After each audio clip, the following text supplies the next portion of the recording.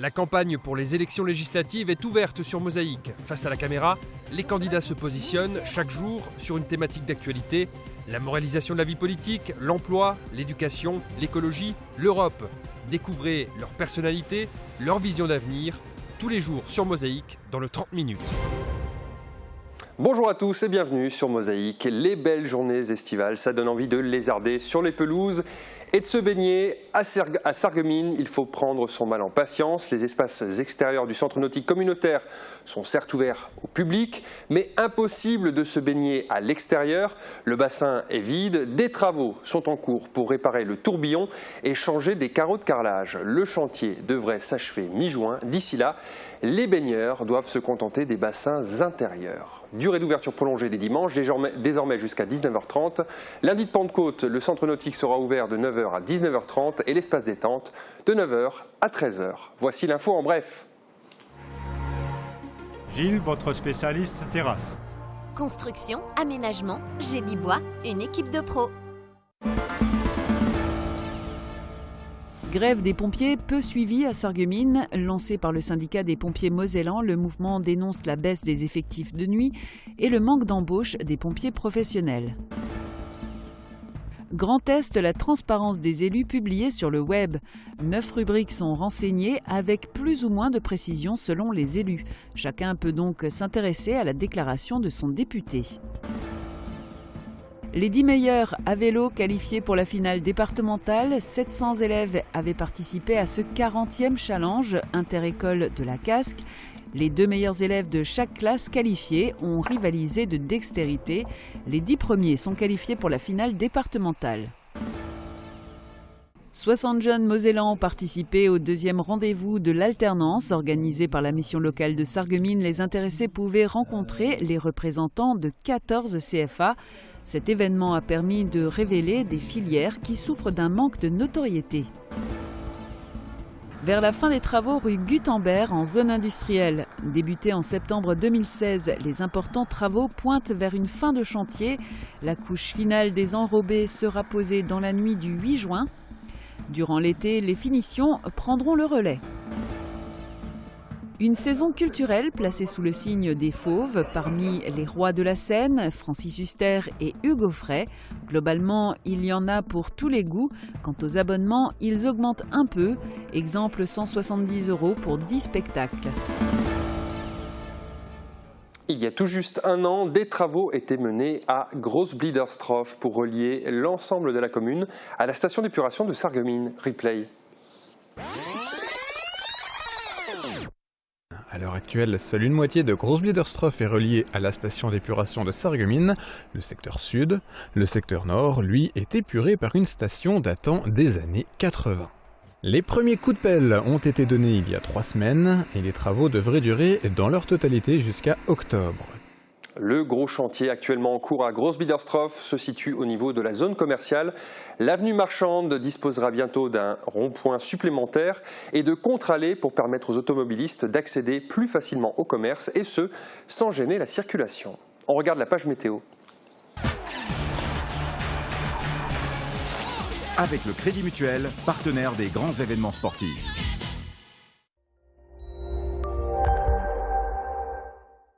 Bonjour tout le monde, pour demain le temps se gâte avec un retour à l'instabilité.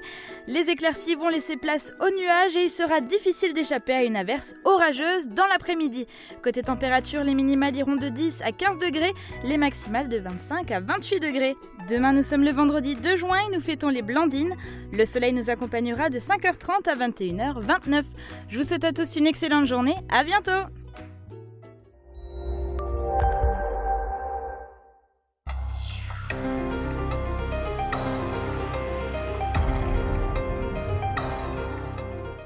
Pas de compétition en vue, ni de course pour un titre. Ce week-end, les sportifs et les associations sportives de Sarreguemines font la fête sur l'esplanade du Casino.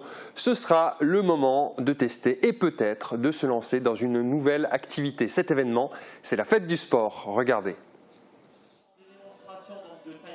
Des démonstrations, des essais gratuits, de belles rencontres et pourquoi pas le choix d'un nouveau sport à pratiquer à partir de la rentrée. C'est le beau programme qui est proposé samedi de 14h à 18h et dimanche de 9h à 18h sur l'esplanade du Casino. La fête du sport, c'est pour la 12e année un rendez-vous incontournable. Sarreguemines, ville sportive aux 7000 licenciés sur 22 000 habitants. Il y a 2 grands événements chaque année pour les sportifs sarregueminois. Le palmarès sportif, en mars, pour les compétiteurs, et la fête du sport, le premier week-end du mois de juin, pour le grand public. La fête du sport, c'est la manière de connaître toutes les disciplines pratiquées à Sarreguemines. C'est aussi un moment de rencontre où enfants et adultes peuvent s'essayer gratuitement à différentes disciplines. Côté pratique sportive, vous êtes aussi tous et surtout toutes invités à participer dimanche matin à l'événement « Les Sarregueminoises courent contre le cancer ». C'est la 2e édition de cette course organisée par le CAN en partenariat avec la ville de Sarreguemines et la Ligue contre le cancer. L'inscription est de 10 € et l'intégralité des bénéfices est reversée à la Ligue. 5 km de course à pied ou de marche vous attendent. Départ dimanche à 10 h de l'esplanade du casino. Les inscriptions sont ouvertes à l'office de tourisme et peuvent aussi se faire sur place le jour même. Pas de certificat médical obligatoire puisque ce n'est pas une compétition, donc pas d'excuses. La Ligue contre le cancer compte sur votre solidarité. L'an dernier, l'événement Les Sarregueminoises courent contre le cancer a permis de récolter 7 300 €. Vous avez un message, un titre en forme de messagerie téléphonique. Au bout du fil, 250 collégiens du Fulra, du Himmelsberg, du Jean Jaurès, des collèges de Rohrbach-les-Bitches et de Petite-Rosselle. Ils étaient réunis hier soir pour un concert exceptionnel. Ces jeunes composent le chœur des chorales scolaires de Moselle-Est et seront de nouveau présents ce soir à l'hôtel de ville de Sarreguemines à partir de 20 h. Extrait.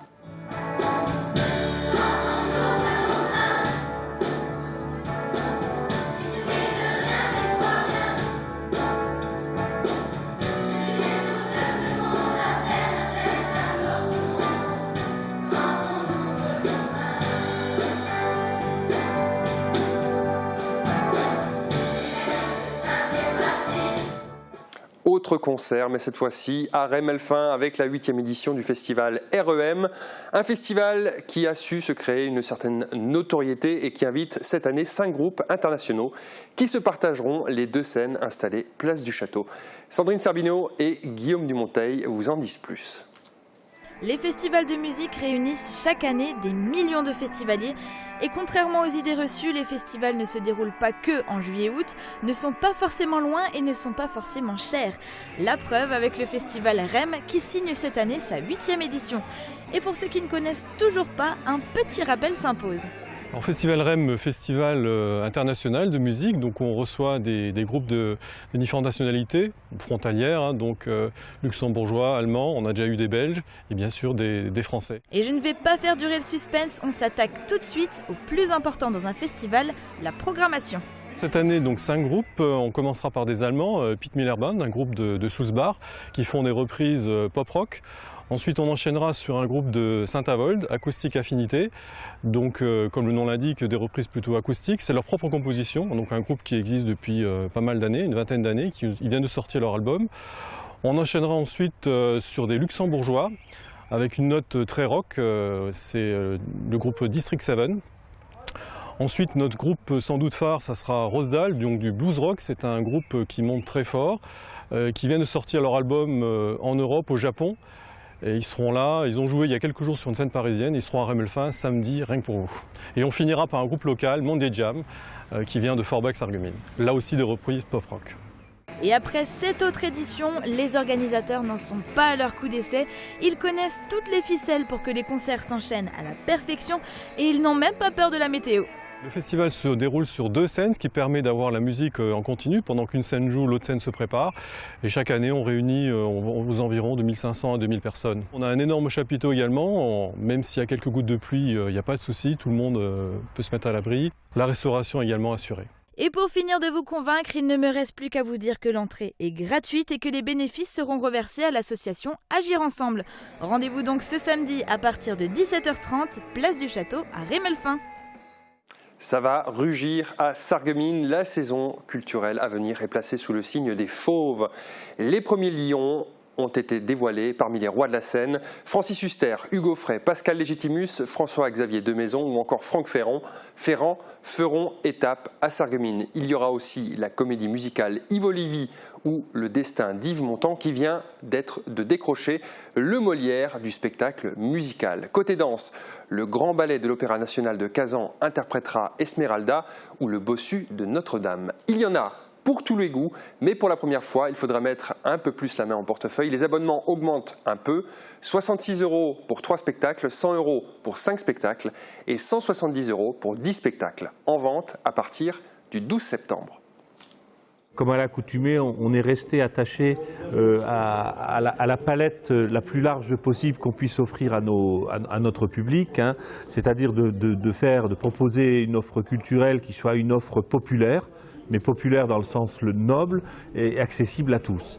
Alors avec pas mal de nouveautés effectivement, avec des concepts, je prends comme exemple la vie d'Horowitz qui sera récitée, qui sera exposée par Francis Huster, hein, inutile de vous le présenter, accompagné par une pianiste avec des séquences vidéo, donc des concepts un petit peu qui sont, si j'ose dire, plus en vogue par rapport à l'offre culturelle qu'on voit un petit peu, y compris dans les grandes salles.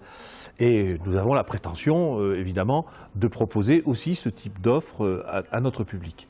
Alors vous évoquez la tarification, les tarifs ont effectivement augmenté cette saison, mais je tenais à dire qu'ils n'avaient pas été augmentés depuis pratiquement une dizaine d'années, et qu'aujourd'hui, si vous prenez le comparatif des tarifs que nous pratiquons à Sarreguemines, en prenant les salles avoisinantes, y compris les grandes salles, vous constaterez très aisément, c'est tout à fait vérifiable, qu'on peut avoir, y compris des têtes d'affiche, largement en dessous des tarifs pratiqués par ailleurs. Donc, augmentation certes, parce que, évidemment, il faut générer quelques recettes, sachant que le budget de la culture n'est jamais ni excédentaire ni équilibré. Il faut quand même le rappeler. Il faut donc à un moment s'assurer un petit peu de recettes et on a souhaité, effectivement, l'Assemblée, le Conseil municipal, a voté une augmentation à l'unanimité, je le précise, des tarifs de notre programmation. Pour terminer JT, je vous propose de sortir votre agenda. Dimanche 11 juin, le guide touristique Frédéric Gia vous propose une visite guidée de Großbiedersdorf et de Klein-Blittersdorf. 1h45 de marche sportive commentée en français et en allemand. Découvrez l'histoire de ces deux villages voisins liés par la Sarre et le pont qui la traverse. Informations et réservations auprès de Sarreguemines Tourisme. Le tarif est de 7 €. Rendez-vous donné à 10 h à la gare de Klein-Blittersdorf le dimanche 11 juin, jour du premier tour des élections législatives. Les élections législatives, jour après jour sur Mosaïque. Aujourd'hui, les candidats abordent tour à tour la moralisation de la vie politique.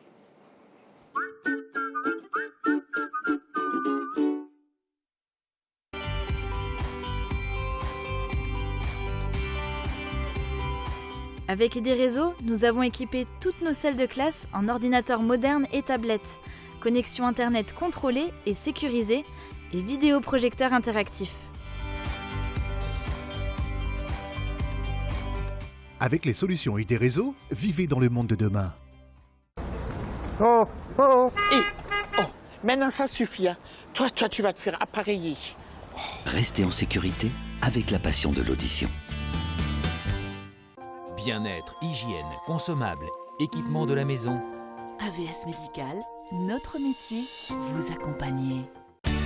Au Club Bouygues de Sarreguemines, Forbach et Saint-Avold, vous profitez du plus grand réseau 4G de France, de la puissance de la fibre et d'un large choix de téléphones portables.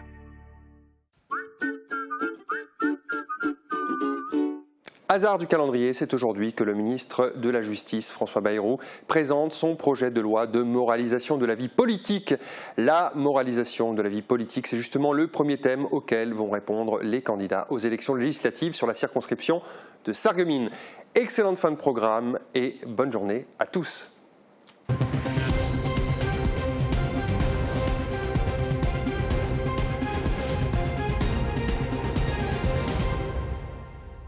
Alors la transparence et la moralité, c'est un sujet d'actualité. J'ai envie de dire tout simplement que, vu la désaffection que nous constatons aujourd'hui, tous les candidats d'ailleurs, à l'occasion des réunions électorales pour ces législatives, on peut se poser la question, quelle est la raison de cette désaffection? Elle est sûrement liée à des insatisfactions liées à des programmes qui ne sont pas achevés. C'est sûrement lié aussi, je le pense, à une overdose actuellement d'élections. Et puis enfin, je pense que des comportements, les affaires comme on dit, y contribuent aussi. Alors il est vrai que le manque de vertu au niveau des hommes politiques, c'est très bien partagé, c'est aussi bien à gauche qu'à droite, et il n'est pas anormal que pour l'avenir, on cherche à remédier à cela. Alors il y a tout simplement aujourd'hui des mesures qui ont déjà été prises aussi bien par Bernard Accoyer que par Claude Bartolone, avec l'installation du déontologue et également la haute autorité pour la transparence de la vie publique. Mais demain, il faudra continuer parce que c'est important que les citoyens regagnent la confiance de leurs élus, en sachant aussi qu'il ne faut pas non plus tomber dans le voyeurisme. Il est indéniable qu'aujourd'hui, il existe entre les citoyens et les élus une énorme défiance. Pour répondre à cette défiance, nous devons absolument être transparents et penser à rétablir la démocratie. C'est à ce titre-là que moi, je proposerais d'aller plus loin dans ce qu'a mis en place le gouvernement Hollande, c'est-à-dire la haute autorité pour la transparence sur la vie publique, et que je participe entièrement de cette démarche. Il faut que le citoyen retrouve la confiance dans ses élus. Et c'est également la raison pour laquelle je mettrai en place, au niveau de l'arrondissement de cette circonscription, un conseil citoyen qui réunira une trentaine de citoyens tirés au sort, qui m'aideront dans le travail législatif, ainsi que dans l'attribution de la réserve parlementaire. Il est fondamental d'aimer la démocratie, mais pour l'aimer, il faut en faire partie. Donc je pense qu'au préalable de toute action politique, il faut en premier lieu défendre les intérêts de ses concitoyens. Nos élus sont rémunérés avec l'argent de nos impôts, l'argent des impôts des concitoyens. Et à ce titre, je pense qu'il est important qu'il y ait un droit de regard et qu'il y ait une transparence totale sur la manière dont cet argent est utilisé. En deuxième lieu, je serais favorable à la diminution du nombre de députés, puisqu'ils sont aujourd'hui 577, alors que 300 serait largement suffisant. Le nombre de sénateurs qui pourrait être réduit à 200, ça me paraît plus que suffisant pour gérer notre pays. Et concernant la moralité des hommes politiques, alors aujourd'hui, c'est vrai qu'on a entendu beaucoup de choses pendant la campagne des présidentielles. Il y a beaucoup de choses qui sont légales et pas forcément morales, ce qui ressort plus actuellement. Un grand nombre d'élus ont employé des membres de leur famille. Bien sûr que c'est légal, mais ça devient plutôt immoral quand les rémunérations qui sont versées ne correspondent plus à ce que nous versons à nos salariés dans nos entreprises pour un travail équivalent. Voilà ce qu'on peut condamner. Je pense que la démocratie, en ce moment, est malade de la finance et des privilèges. Cela doit cesser. Il est temps de ramener de la vertu au cœur de notre République. Toute personne corrompue doit être inéligible à vie. Il faut chasser les lobbies financiers de quelque accès que ce soit à l'entrée, par exemple, à l'Assemblée nationale. Supprimer la réserve parlementaire, utilisée sans aucun contrôle citoyen, et interdire aux fonctionnaires de pantoufler, c'est-à-dire de se recaser dans la haute finance, par exemple. Créer un droit de révocation des élus par décision citoyenne, par référendum révocatoire, rendre effectif le non-cumul des mandats, y compris dans le temps, et démocratiser l'accès aux responsabilités de la République et de la politique pour tous les citoyens. Moi, je considère que toutes les affaires qu'on a vues ces derniers temps, en fait, elles sont à l'image du fonctionnement de cette société capitaliste où règne, c'est le monde de la concurrence, c'est le monde de la recherche du profit, c'est le monde y compris du secret bancaire, commercial. Et c'est pas étonnant de voir que ça transparaît finalement dans le fonctionnement de la vie politique. La plupart des politiciens en fait, des grands partis, ils sont formés, ils sont sélectionnés pour accéder au pouvoir et finalement rendre service à cette classe capitaliste qui dirige toute l'économie, en fait toute la société. Et donc ils sont à l'image de ces gens-là. Alors il n'y a pas de solution miracle, je crois, on l'a vu, ils durcissent les règles, mais finalement les scandales continuent. Il y a eu Big Malion, il y a eu d'autres affaires qu'on a vues pendant la campagne.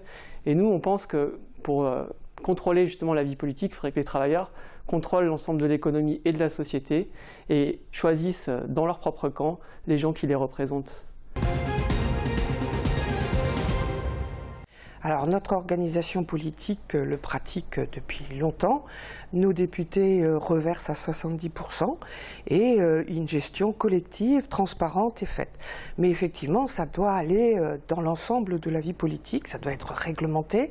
Donc nous, on est pour le non-cumul des mandats, on est aussi pour limiter le nombre de mandats et d'aller aussi vers des possibilités avec les citoyens d'avoir un contrôle démocratique. C'est-à-dire qu'on puisse aussi avoir un échange dans les territoires avec les citoyens pour discuter de la manière dont se passe le mandat, dans quelles conditions, et que tout ça soit réglementé par la loi, par des règles publiques connues, cohérentes pour tout le monde.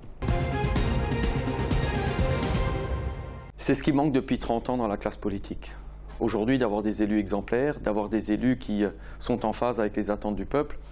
Parce que lorsqu'on voit aujourd'hui les scandales qui sévissent tous les partis, on a l'explication pourquoi les gens soit ne vont plus voter, soit ont du mal à respecter aujourd'hui le cadre législatif et les élus. C'est aussi une des raisons pourquoi il y a de la défiance. Parce qu'aujourd'hui, nous avons besoin d'élus qui jouent la transparence, nous avons besoin d'élus qui sont exemplaires et nous avons besoin d'élus qui sont au service du concitoyen. Et je veux participer à cette moralisation de la vie publique. Je serai un élu responsable, je serai un élu au service du territoire. Parce que lorsqu'on voit la droite comme la gauche, et nous avons encore des affaires qui viennent de sortir, nous ne pouvons pas continuer à fonctionner comme ça. Ce n'est pas possible. Les scandales de François Fillon ont évidemment émaillé la classe politique et je crois que c'était évidemment préjudiciable pour la classe politique. Je crois qu'il faut évidemment, et je participerai activement à cette moralisation de la vie publique, car l'engagement aujourd'hui doit être transparent et total. Alors, comme c'est l'argent qui corrompt tout, eh bien, il faudrait suppression de tous les avantages fiscaux accordés aux partis politiques, de manière à ce que les politiques s'engagent pour le bien commun. La justice doit aussi s'appliquer aux politiciens. Les politiciens véreux doivent être immédiatement démis de leurs fonctions. Pas de cumul des mandats. Voilà, ce sont les grandes lignes. Nous sommes plus pour la visibilité concernant la moralisation de la politique. Il faut que cesse le réseau d'influence, il faut mettre un terme aux privilèges des politiques et il faut lutter plus efficacement pour les conflits d'intérêts qui sont nocifs à notre société. C'est pourquoi qu'un élu local ou national ne puisse bridger plus de 2 mandats consécutifs. Il faut contrôler l'embauche des proches, des membres de famille, il faut que l'ensemble des engagements soient pris pour et uniquement l'intérêt général. Alors effectivement, il faut moraliser la vie publique, c'est indéniable. Je veux dire, les affaires ont vraiment choqué les Français et c'est vrai qu'il y a une réelle défiance envers les hommes politiques. Il faut que ça change. Il faut qu'il y ait une transparence, c'est normal. On travaille quand même avec l'argent public et il est normal qu'on ait une probité, ça c'est clair. Donc, effectivement, il faut légiférer et sur ce plan-là, je suis tout à fait d'accord. J'estime qu'il est important pour un élu politique de se consacrer pleinement à sa tâche et d'être vraiment un représentant de sa circonscription. Alors, à ce propos-là, moi, en tant que députée, ce que j'aimerais faire, c'est que j'aimerais effectivement représenter dignement les habitants, mais tous les habitants de la circonscription. Et il est vrai qu'à ce stade-là, ce que je souhaite faire avec les habitants, c'est de leur proposer une permanence d'écoute citoyenne, pas seulement à Sarreguemines, mais aussi à Bitche ou à Sarralbe. Et dans le même temps, ce qui est important de faire, c'est de faire des réunions périodiques avec les élus des communes pour ne pas être déconnectés. Alors, transparence et moralité en politique, Pour moi, ça veut dire ne pas cumuler de mandats, c'est-à-dire un seul mandat à la fois et 2 fois de suite pour le même type d'élection et pas plus. Ensuite, une réduction du train de vie et des dépenses. Ça marche par exemple en Scandinavie, où les élus prennent les transports en commun. Ils sont remboursés sur cette base et il n'y a pas de raison que ça ne soit pas pareil ici. Ensuite, une réduction des frais de représentativité des députés et sénateurs. Ils touchent actuellement des indemnités pour un certain nombre de frais. Il n'y a aucun contrôle à ce niveau-là, donc je suis pour le contrôle de ces dépenses. La Ve République a toujours été une république pas très honnête. Depuis l'histoire de Boulin qui n'a jamais été vraiment élucidée, jusqu'à les affaires de Fillon et tout ça, on a l'impression qu'il n'y a pas de moralité. Je vois vraiment pas comment on arriverait à moraliser ces gens qui font ça depuis tellement longtemps. On a presque l'impression que c'est rentré dans l'institution. Et pour moraliser ça, il faudrait déjà enlever la Ve République, en faire une 6e et mettre tout à plat, mais qu'il n'y ait pas qu'il y ait quelque chose d'indépendant qui puisse prendre le relais, contrôler, parce que ça va quand même trop loin. Alors on dit nettoyons la politique, les élus condamnés, ça suffit. Depuis trop longtemps, les pratiques politiques couvrent des choses malhonnêtes. Cela discrédite le travail de milliers d'élus sur le terrain qui se battent pour leur terroir. Une démocratie exemplaire, c'est que les élus doivent servir sans se servir. Et par là, on propose des casiers judiciaires vierges pour chaque élu. Et aussi réduire le nombre de parlementaires et supprimer le Conseil d'État économique. Il faudrait instaurer un référendum d'initiative populaire et prendre en compte le vote blanc.